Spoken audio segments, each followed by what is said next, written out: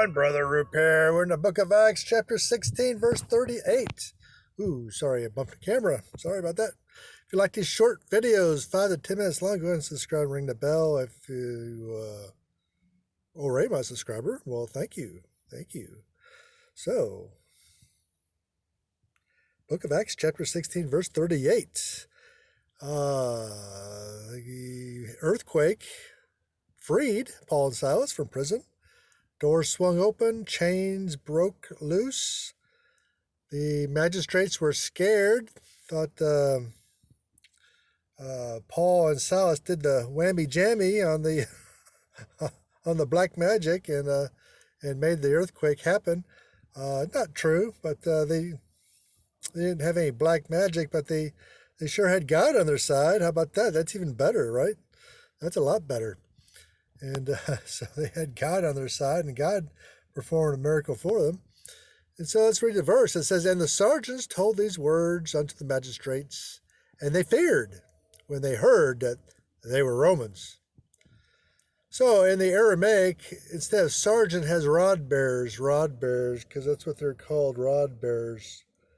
Because the local police, when they see you do a crime, they just whack you with a rod. They'd fine you or take you to jail for minor infractions. They just give you a good whack with the rod. And so they're called rod bearers.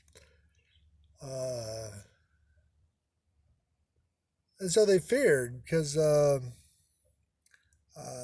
were feared for punishment for having imprisoned, in violation of laws of the empire, Romans. To punish unjustly a Roman citizen was deemed an offense to the majesty of the Roman people and to be severely punished by their laws. So Dionysius, a Roman public figure, said the punishment appointed for those who abrogated or transgressed the Varian law was death and the confiscation of his property. That's a pretty stiff penalty. The Emperor Claudius deprived the inhabitants of Rhodes of freedom for having crucified some Roman citizens. So the punishment for falsely imprisoning or punishing Roman citizens was severe. And that's because half the population of the empire was enslaved. That's right. Half were enslaved. And so to keep those slaves from rebelling, you had to create this allure that the Roman citizens are above reproach and perfect and to be respected. And if you disrespect a Roman citizen publicly, that was a breach of the law. Because if you punish a Roman citizen disrespectfully in public, the slaves, and half the population was enslaved at the time, would start to think, hey, I could disrespect Roman citizens too. I can get away with it. And that's just a thing they were trying to avoid. And so the magistrates were very, very scared, very worried, and they wanted to let Paul and Silas just they just wanted them to go away because so they were afraid they would take this matter higher and they would be punished.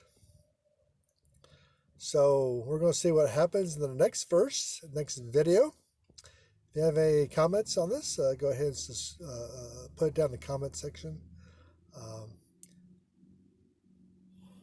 Paul and Silas stood on their rights. But every time I read this, I think, how come they didn't tell the Roman citizens before they whipped them, before they scourged them? I probably would. So, whatever it takes to avoid a scourging, because that was very painful. Maybe they did tell them. Maybe they didn't have the opportunity. I don't know, but they certainly tell them afterwards. Maybe the situation was so chaotic they didn't have a chance to think about it. If you have any comments, go ahead and let me know. And thank you very much, and God bless you.